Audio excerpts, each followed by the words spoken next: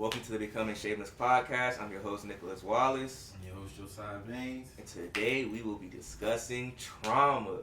So, Joe, do you feel like people use trauma as a tool? Most definitely.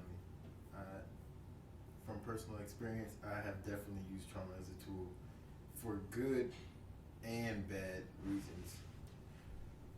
For sure. I feel like people use trauma as a get out of jail free card. Like whenever you're in the wrong, you can just be like, well, I went through this. This is my trauma. And I think a lot of times people fail to realize once you get to a certain age, you're cognizant, so you're aware of your actions. Your trauma no longer becomes an excuse. It's only a reason. And people use their trauma to justify their bad actions. And I think when people do so, it only complicates life. It makes it harder for other people because people aren't maneuvering through their trauma in a proper fashion. I definitely think people will weaponize their trauma, especially when they don't want to do the work. And I think that's like a big, for me at least, that was a big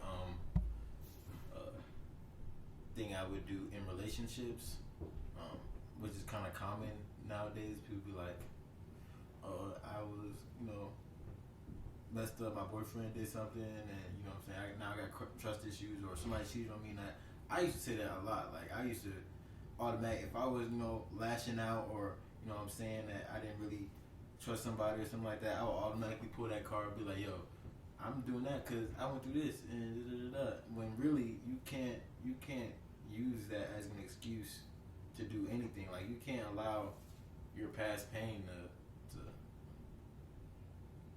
mess up what you have with somebody else, or to try to add somebody else to try to make an excuse for the actions you're doing. So yeah, trauma is a very crippling thing. Like, yes, it can hold you back if you're not aware of it, but I think a lot of times people don't want to actually process it, because once you process your trauma, you can no longer use it as a reason to validate why you do what you do. Mm-hmm. And I think even though people use it that way, it's not even accurate to do it that way.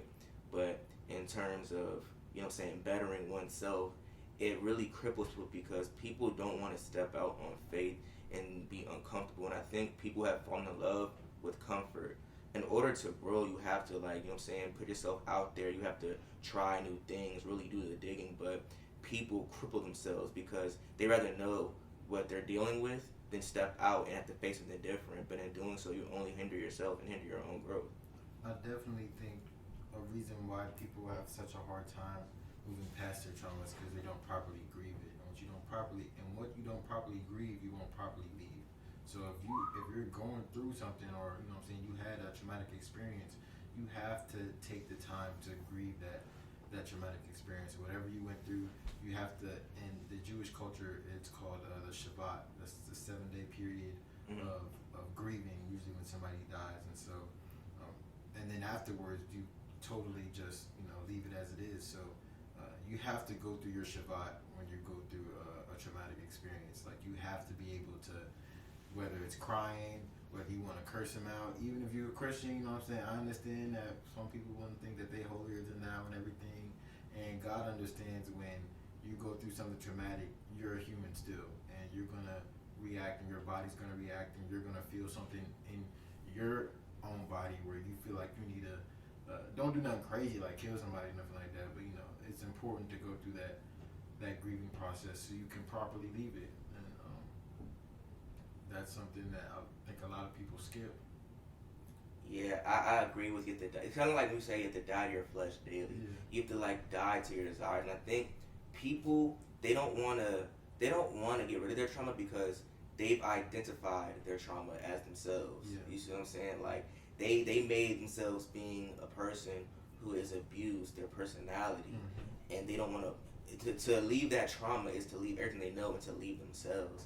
And I understand that's very hard, but you are more than your circumstance. You are more than your trauma. Something that happened to you doesn't mean that is you. And you see it a lot of times with people who are maybe molested, they get older, now they're sex positive. You see people who are poor, they get money, now they're a millionaire, they're the money maker, and it's like, you are bigger than your trauma. You can't limit yourself to what you've experienced, because you yourself are not the experience. You are you. And I think in doing so, a lot of times it's hard because to really try to grow out of that, it's like a caterpillar. You have to shed your skin. in order to soar. And I think a lot of times people aren't comfortable with the waiting period, the silence of being in that cocoon. Because when you're in a cocoon, you're in a season maybe of isolation where you're by yourself, and people want to, they want misery loves company, and that's why a lot of people they trauma bond with other people. They want to be around people who comfort them. And I think in doing that sometimes, all they've done is cripple themselves, because you're around people who are only going to confide in you and who relate to your misery, but they're not improving, they're not preaching, they're not encouraging growth as an individual. And I see a lot of times where people don't cut people off because they don't make them comfortable, and that's the problem. The problem is because you're too comfortable. You want to be around people who make you feel good about yourself. And honestly, somebody who actually cares about you is going to call you to action to get out of your trauma and to be better. But ultimately, it's whether do you want to get rid of your trauma or not. And I think most people don't. Define trauma. I know we just came from church and motivate church, and what's that? Manassas, Virginia, and y'all should come out and visit. But it was a message today on trauma, and so if you could if you want to incorporate what he defined trauma as. There was 3 different types of trauma. So dive into that. What's the different kind of? I don't remember the name, the specific. I have it in my notes, but we're using my phone. No, I got you. I got you. So the 3 types of trauma that we were presented to today is acute trauma, chronic trauma, and complex trauma. So acute trauma is defined as intense and immediate trauma resulting from a single distressing event. Chronic trauma is defined as prolonged exposure to traumatic experiences over an extended period. Complex trauma is multiple and very traumatic experience, often beginning in childhood, affecting all aspects of life. You know what's crazy? What? It kind of tied, all our podcast episodes usually tie in together, and it kind of reminds me of, we were talking about what you listen to and what you surround yourself with, right? Yeah. The trauma that you love, right? And once you outgrow your trauma, you can't really listen to Summer Walker the same. You know what I'm saying? You can't, because, you know what I'm saying? You can't listen to her the same. Once you outgrow your trauma, you can't listen to Rod Wave the same. You can't watch certain things that you do, because now once you elevate a point above a place of sorrow, you would literally be backtracking to indulge. So it's deeper than just leaving your trauma. You don't want to leave everything you come to love. Because sometimes when you are elevating, you know what I'm saying? You can't take everybody with you. When you elevate, you can't take everything, your people with you. Sometimes it's things you love. You can't take certain songs. You can't take certain shows. You can't take certain clothing. You know what I'm saying? Say if you're trying to grow and be more modest, you're not going to wear certain clothing. Or you probably have to get rid of stuff in your wardrobe.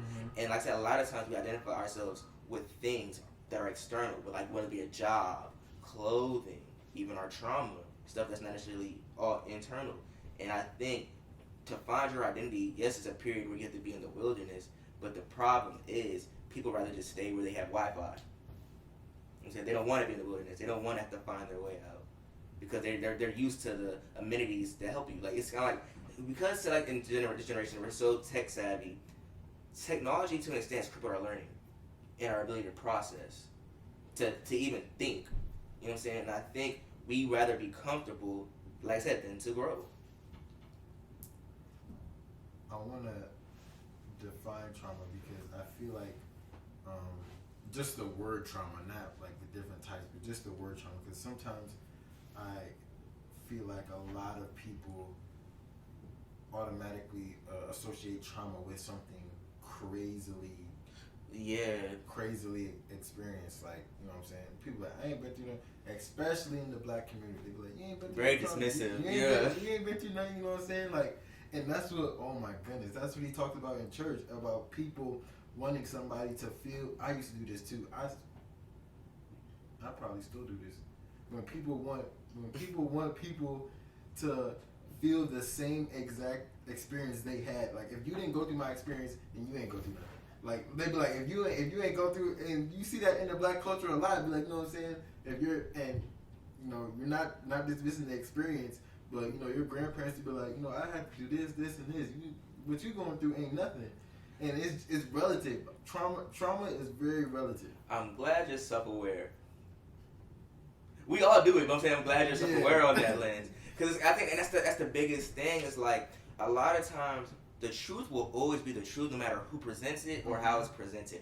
A lot of times we're focused on who's presenting it. We want people to present the truth to us from people who relate or who have been in our shoes.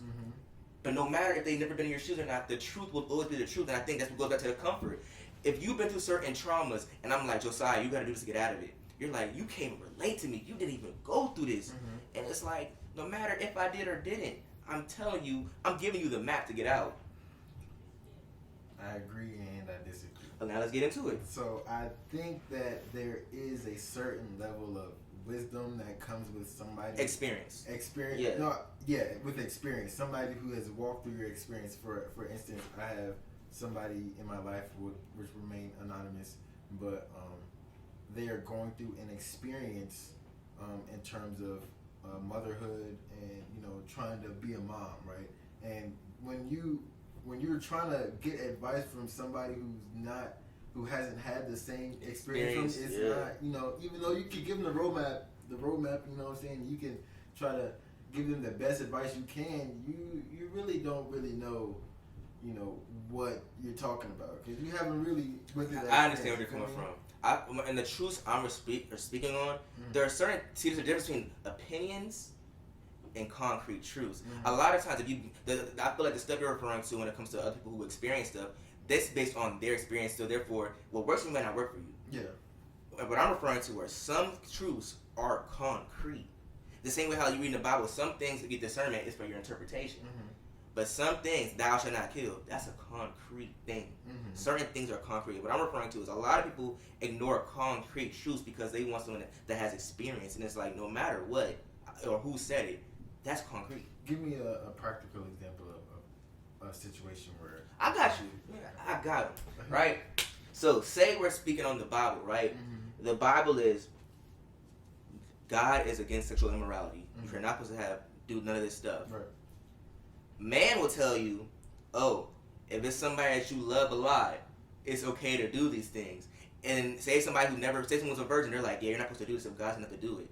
And he's like, well, you never did this, so da-da-da-da. And it's like, even though he never did this, that's still a concrete truth. God said, don't do that. Right. But some people will go off their experience and go like, it's not that bad because, I'm close to God and I do this.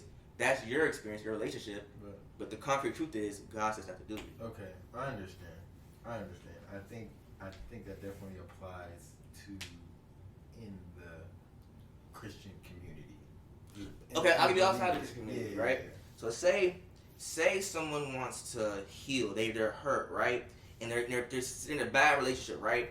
The concrete truth is, if you don't want to still face that abuse, you need to leave the relationship. Oh yeah. But someone else will be like, well, you've never been in this type of situation. Okay. How are you gonna tell me to leave? Okay.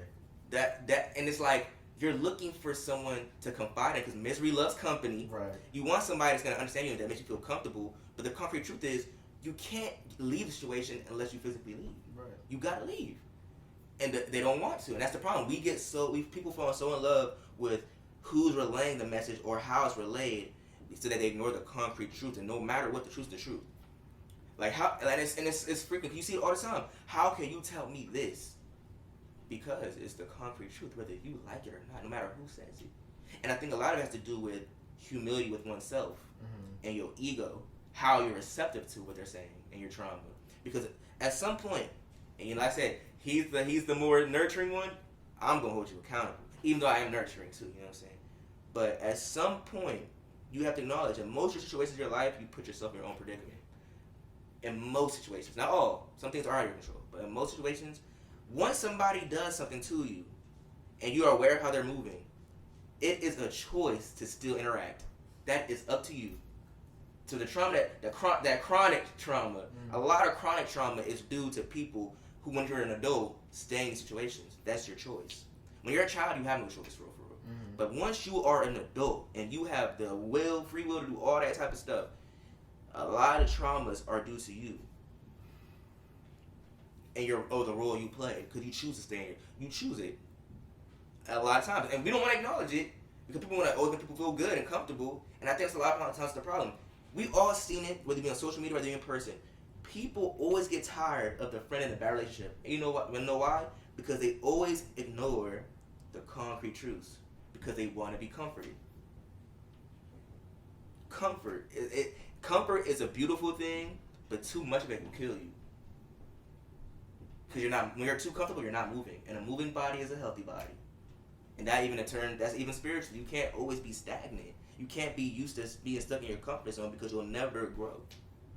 You have to be uncomfortable. In order for your muscle to actually grow, it has to the fibers have to rip. And so you have to be uncomfortable. People are so stuck in being comforted. That's why people call certain friends, hey girl, hey bro, I'm going through this, da da da. And it's always the same conversation every week because there's no growth there. It's only comfort.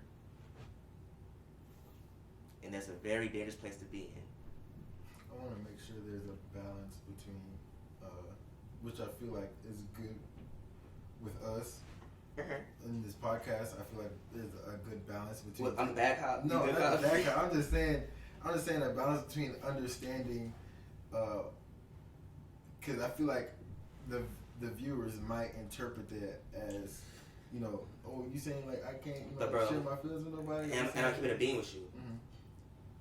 Those people of the spirit, only people of the spirit will understand things of the spirit. Yeah. No matter, I'm starting to get to a point in life, and this is the life lesson I'm going through with myself. So this is being honest, but this is a conversation with my bro. Mm-hmm. But I'm starting to get to a point. No matter how well you articulate anything, no matter how well you articulate anything, someone who's committed to not understanding will never understand. That's true.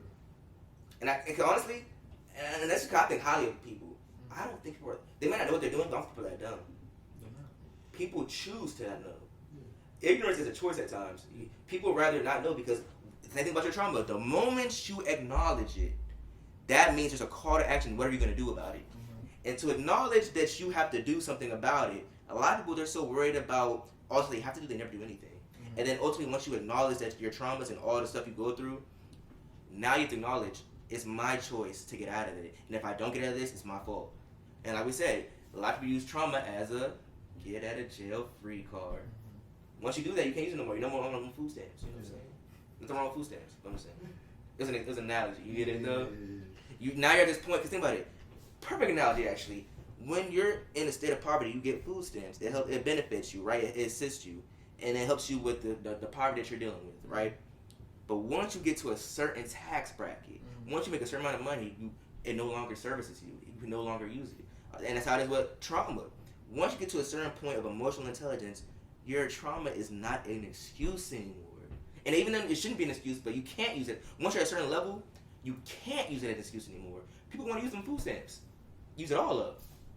They want all the nice name brand stuff. You know what I'm saying? They want all the love that they would want to receive at a discounted rate. Here's my trauma, love me. Mm-hmm. I need more love because of my trauma, love me. Rather than, I understand my trauma, I'ma love you. And I think it's a very selfish take on people, how people use their trauma. It's very selfish. People use their trauma so they feel comfortable, so they feel loved, so, you know what I'm saying, so they can manipulate situations so they're not uncomfortable. If anything, you're supposed to use your traumas to better love someone else. I know how I feel. I don't want you to feel that way. I'm aware of my trauma, so I'm going to be more attentive to you so I don't project that on you. Mm-hmm. But people use it in a very selfish way that serves themselves. Because people are not, I don't lie, people are very selfish. With trauma, I feel like it should come, and we talked about this before, understanding and curiosity.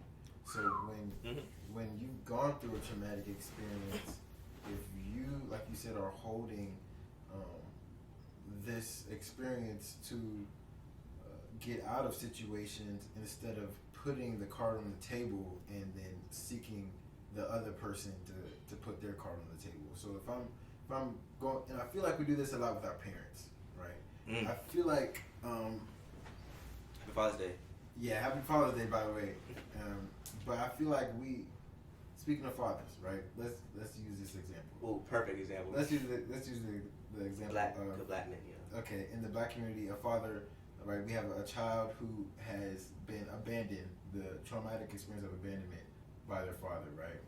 And that, by all means, is a very hard experience to go through, and I can't personally relate to it, but I know people in my life who have that experience, and it is definitely something that will cause a big hole in your life, right? And at the same time, if you continue to let that experience rule and dictate all of your choices and actions in your life, then you will never really be able to have the empathy and the capacity to understand what it was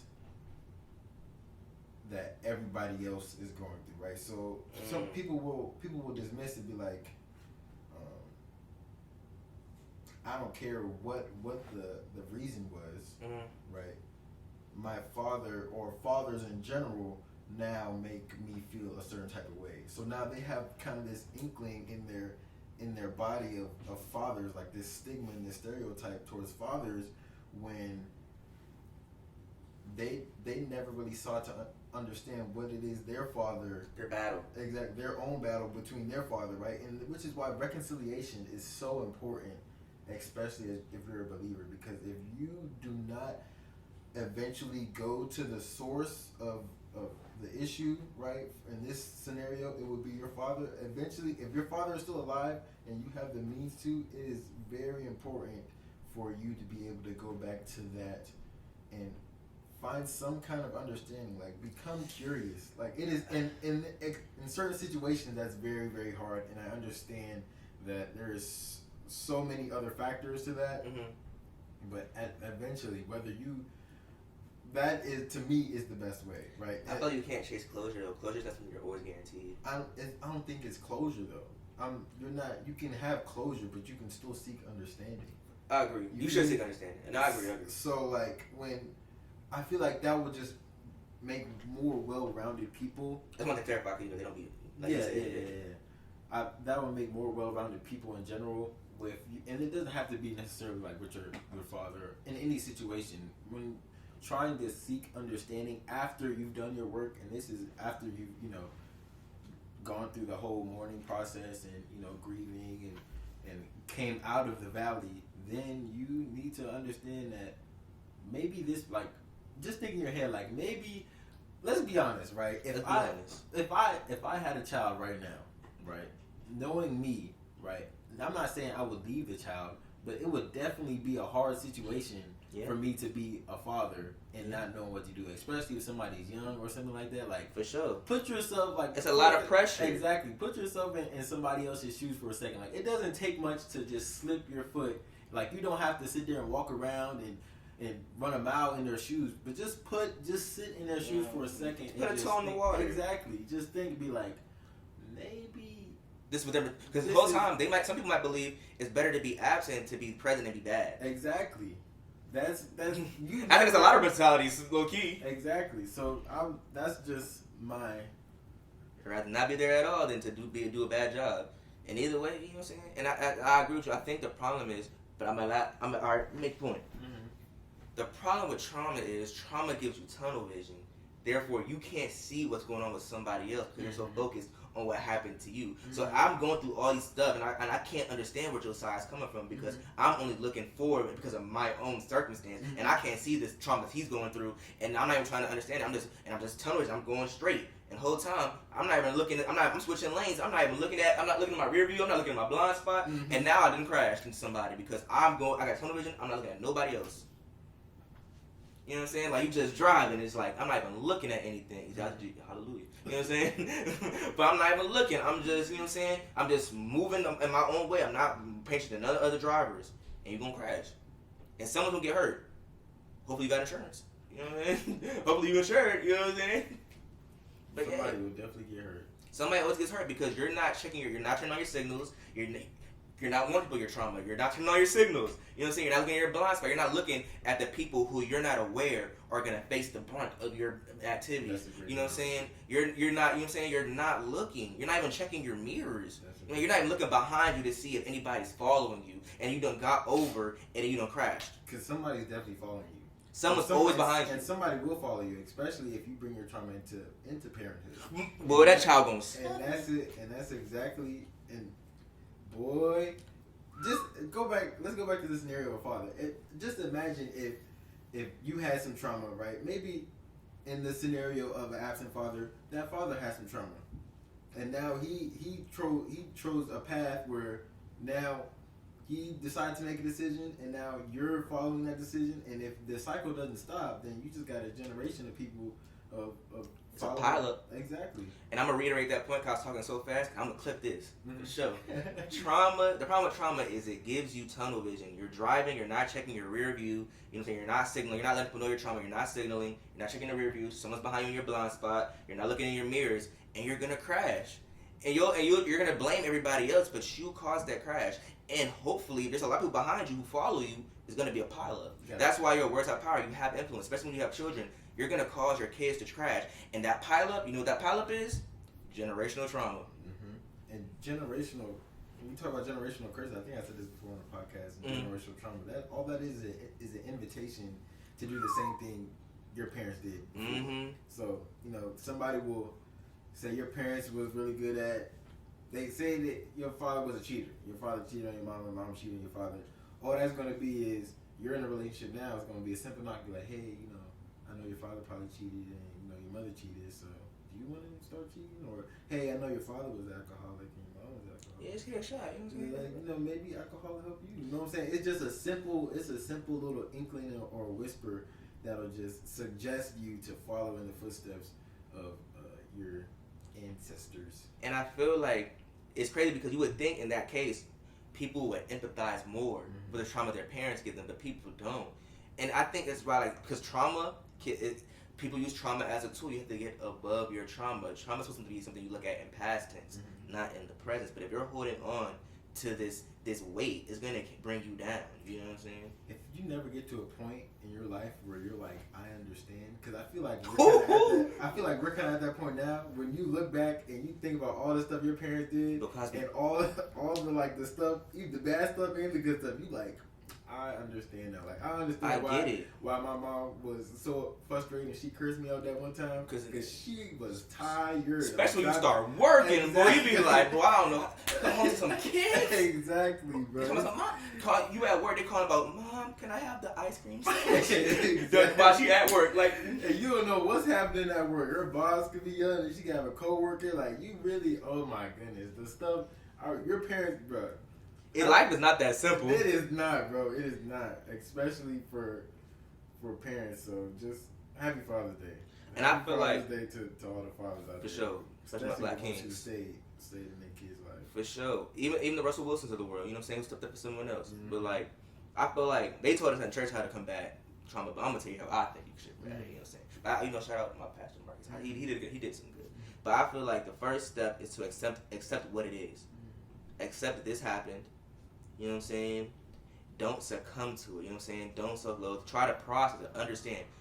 I feel like with understanding and grace, it makes it easier to process and go through stuff. And then once you're aware and you know what I'm saying, you have understanding, you have the grace, now is your time to act.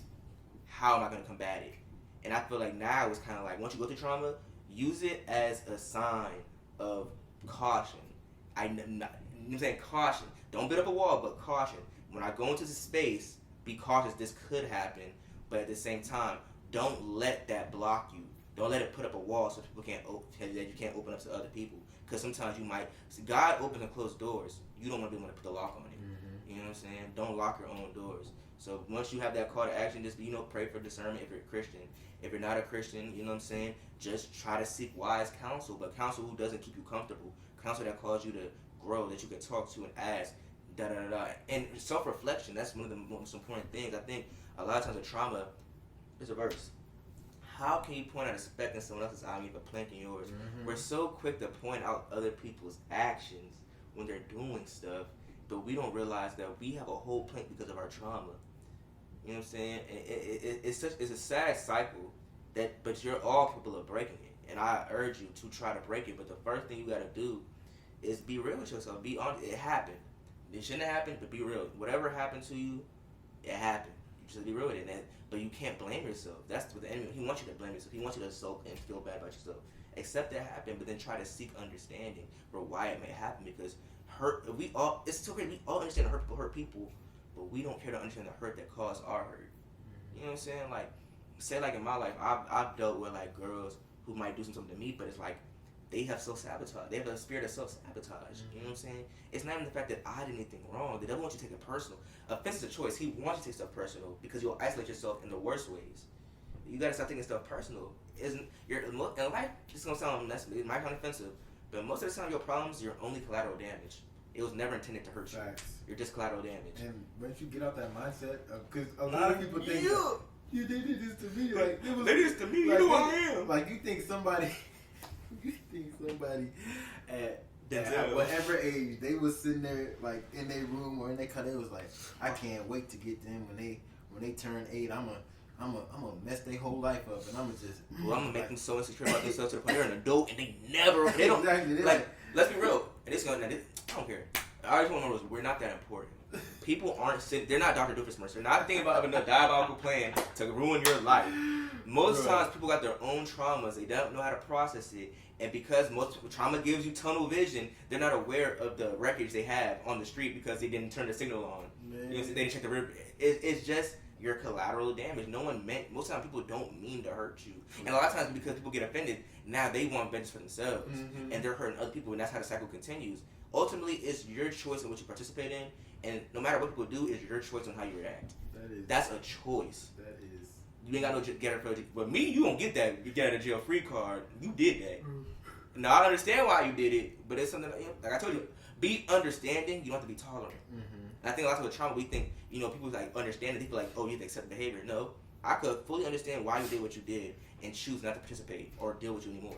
Can't fool with nobody who doesn't understand where they went wrong. Not who doesn't even who can't even admit the fact that they either wrong somebody, they wrong themselves, or they wrong God. Like somebody who is totally ignorant of like I ain't do nothing wrong. You know what I'm saying? That's like, a choice. One of those like that is you can't fool with those type of people. If you're not self-aware, I feel like we preach this every single episode. Self-awareness. Self-awareness is the key. Because it is self-awareness. Because at the end of the day, how we treat others has more to do with us than them. With our thoughts, our traumas. Because if I've been cheated on, I'm gonna be questioning you, and it's like you didn't do nothing to me. My trauma is making me importune. You know what I'm saying? My girlfriend. Thank you. My girlfriend. You feel me? It got me questioning her, making her doubt herself, making her doubt me to the point. And back to the word environment. Because if I bet Keisha Cole, I might as well have. Because I'm keep questioning about cheating. And now, you know what? I done put that thought in your head. I created an environment to now you want to step out because of my own trauma. Because you put yourself in most times in your own predicament. So these last few episodes, they all tie together. Because if you don't deal with your trauma properly, you're going to project how you feel and create the environment that hurts you. And you're going to perpetuate that same cycle repetitively. You tired of getting your heart broken? Okay. So you're so worried about your heart broken that you keep annoying somebody to the point they do something that's going to hurt you. And now you keep doing the same cycle with different people. And that's why it's called a cycle. Because you meet the same person until you learn your lesson. And it's such a fascinating concept. Because you have the full capability to get out of it. The problem is you want to hold... People rather face the evil they know than step out on faith. And it's something I'm just going to urge you, you know what I'm saying? Just take that leap of faith. Because at the end of the day, you're going to blame everybody else. And like we always say almost every episode, when you're pointing a finger, 3 point back. This life is work, man. I don't know if people really know this, but dude, if you want to be somebody who's at least halfway decent in this life, it's work. Like you just can't be just cruising through life, just doing whatever you want to. Like it's and tie back to what we said earlier. It's work. People want to be what? Comfortable. Exactly. Stop trying to be comfortable all the time. That's why I'll be late to work all the time. You trying to be comfortable, you ain't getting your money. That's your problem. You want to be comfortable. You too comfortable. You way too comfortable. I think a lot of times we get comfortable in our circumstances. In order to actually get out of your circumstances, you have to work. Like we said, in order to get to the root of your problems, you must dig, which is manual labor. Do you really? But people don't want to dig. You have to dig deeper. You have to get to the root of that problem. Dig it up, because all you're gonna do is bear bad fruit, and people are gonna eat that bad fruit, and you give them a stomach ache. You know what I'm saying? You're gonna hurt these other people because they're eating your bad fruit. Do the digging, uproot those problems, and then plant some good seed. And then when they have good seed, you know what I'm saying? The seeds, from the fruit will prosper and they'll just keep growing. And that's why they say be fruitful and multiply. We always think about having kids. Be fruitful with the fruits of the spirit. Are you being fruitful? Because if you're being fruitful, it will multiply. And love can cover up a multitude of sins. So if you show love, you can overcome these. You can prevent these traumas. You know what I'm saying? But you got to get out of your head and stop victim. And they can say I'm victim blaming all you want, because in the real, I don't care. You play a part most of the time. You play a part. Like, it's not victim blaming. Address the part you play. People be like, oh, so you're victim blaming? This person was abused. Da da da. I get Stockholm syndrome. I'm not saying I don't understand that, but to an extent, once you're aware of somebody's actions, it's up to you what you want to do about it. Fool me once, shame on you. Fool me twice, can't put the blame on you. Fool me 3 times, you know, don't say forget the peace sign, and don't get the chopper. But after the second time, it's on you. God's got second chances, but also God says to be forgiven. He don't say to be stupid. God says to be forgiving, but don't be stupid. He don't say you gotta take that person back. He never told you to do that. He never said, let that person have the same capacity in your life as they did before. He never said that. He just said be forgiving. Treat it like it never happened. You don't gotta treat it like they're still the person you need to be with. Here we go. 1 Peter 3:8. I just read 1 Peter yesterday. I really just read it. I just finished it this I morning. finished 1 Peter probably like a week and a half ago. My girl just finished Is it First better? Peter. Everybody been in 1 Peter, bro. And I just heard a sermon on 1 Peter. So, anyways, this is Peter. This is Peter. I hope so. 1 Peter 3:8. It says, finally, all of you should be of one mind. It's talking about, first of all, it's all Christians, right? He's talking about all Christians. He said, finally, all of you should be of one mind. Sympathize with each other. Love each other as brothers and sisters. Be tender-hearted and keep a humble attitude. Do not repay evil for evil. Do not retaliate with insults when people insult you. Instead, pay them back with a blessing. This is what God has called you to do, and he will grant you his blessing. For scriptures say, if you want to enjoy life and see many happy days, keep your tongue from speaking evil and your lips from telling lies. Turn away from evil and do good. Search for peace and work to maintain it. Hey, come on now, bro. It's do your work, bro. I feel like I feel like that's a big thing that people don't hear a lot. Do your own self work. Like, don't just do not get comfortable. Do not, I did enough work this week, or what I'm saying, I've been going to my therapist. Do your work with other people. And this goes into idolatry, because a lot of times, and we see it with a lot of people, they get trauma because you put a person in a place of an idol. You're supposed to go to God for these things, but you're going to other people, and these people, they're not God. They're going to hurt you. Everybody in life's going to hurt you, no matter how much you love them. But the problem is you put these people on a pedestal like as an idol, and now you have trauma because of you put that relationship on a pedestal, and you let that abuse continue because you made that person your God. Mm-hmm. And ultimately, they're not the person of judgment. They're not they're not God. They're not allowed to be wrathful. They're not allowed to see vengeance on you. And you got to be mindful. And I remember you said something earlier. I forgot to comment on it when we were talking about parenting and the absent father, right? And it goes back to how we said people use trauma as a tool, right? One of the most common things you hear from young black men, or young men in general, not young men in general, but people who have absent fathers, the moment someone is tired of their abuse and how they use their trauma, you know what they say? So you gonna leave me like everybody else? You just gonna leave me like everybody else? You're weaponizing your trauma as an excuse and to manipulate people to stay in your life. People have used trauma as a jail-free card from accountability.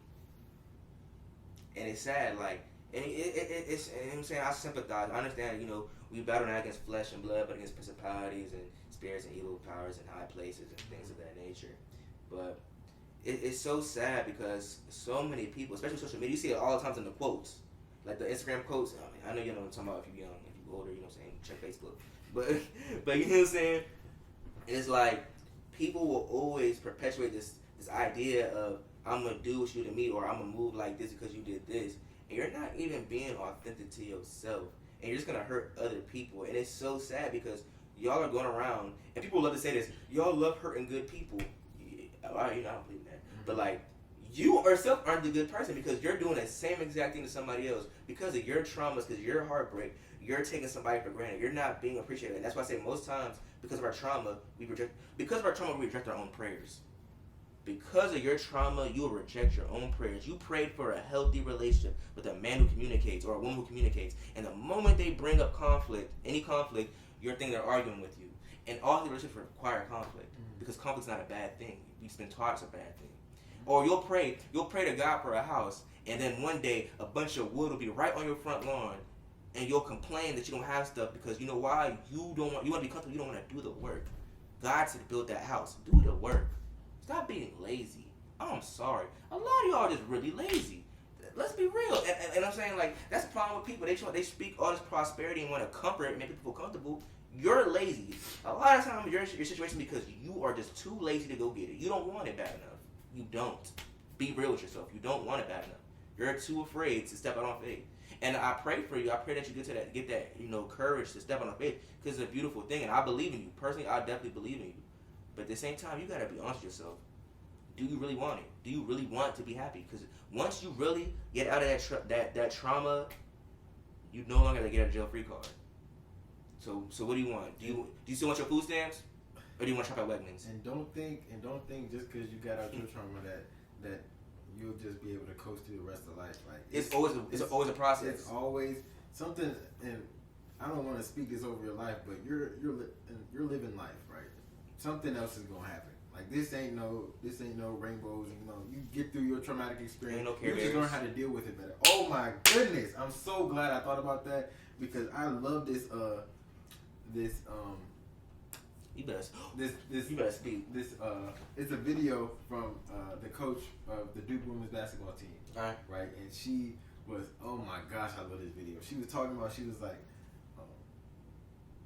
things in life don't get easier. You just learn how to handle them better.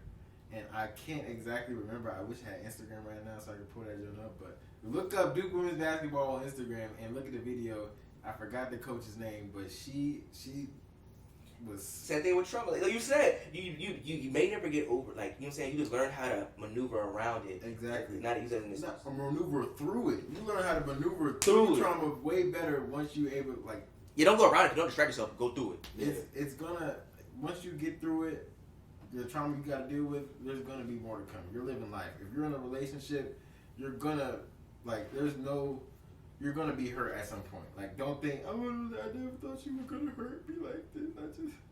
I thought we were gonna be able to just coast through life so easily. Like, no, you're gonna all this stuff. Like, you're living life. You're living life right now. If you are any age of understanding, you already know like you gonna go through some stuff, and that's just the way it is. Like, you can't. And let me put you on. Let me tell them a little something. Trauma is like an injury. Right? When you're having an injury, you need to sit out, recover, and rehab before you can go back to playing in the game. So many of y'all want to play this game so bad that you're playing with an injury, and you can't win a game if you can't play at your best potential. You're going to sabotage your team because you're not fit to play yet. You got to be okay with sitting out and healing. And depending on how bad your trauma or your injury is, sometimes you have to sit out longer. Sometimes you might have to sit out a year. Sometimes it might be 3 months. It could be just a rolled ankle. You know what I'm saying? But ultimately, you have to sit out and rehab and heal before you can keep playing. You want a ring, you play in the game of love, but you got injured and you're back in the game, and then you wonder why you keep losing the game. You can't win a ring because you're not at your best self. You're not 100% healed. You can't play. You're not fit to play the game yet. Sit out, heal, then come back, and once you play, then you gonna win that championship ring. You might win that wedding ring. You know what I'm saying? Mm-hmm. You will win, but you gotta be okay with sitting out and healing. Stop trying to play injured, because that's why hurt people. Your team you're shooting 40%. You know what I'm saying, from the free throw line, shooting 20% from three, and like 10% from the field overall, or something like that. That's bad numbers. But because you didn't want to sit out, and it affects everybody on your team. It doesn't just affect you. Whenever you play, it's a team sport. Life is a team sport. When you're not playing at your best potential, you might hurt your team. So sit out and heal before you want to get in the game. No EA Sports. I got one more verse for y'all. He got one more verse for you. For all my Christ believers, right? We in John 16, verse 33. If you need the address, we'll start at verse 31. All right now. Actually, verse 32. My fault. So he says, Jesus talking right here. He says, "Time is coming, in fact has come." This is NIV. "A time is coming, in fact has come, when you will be scattered, each to your own home. You will leave me all alone. Yet I am not alone, for my Father is with me. I have told you these things so that in me you may have peace. In this world you will have trouble, but take heart, for I have overcome the world." you are going to have trouble in this world, and you're going to go through some trauma. And if you're a believer in Christ, What Pastor Morgan said, he said, before Jesus overcame death, he overcame trauma. Jesus went through trauma now. hey, That boy got spit on. way more trauma than we That man, ever, that God got spit on. Sorry. way more trauma that we could ever even Fathom. in our, Jinx in our 2020. lives. So, but yeah. I think we good on that. But you know what I'm saying? We call you to action to do your homework and get through your trauma so you don't have collateral damage. You know what I'm saying? Don't have that tunnel vision. Check your rearview mirrors, you know what I'm saying? Turn on your signals. Drive safe.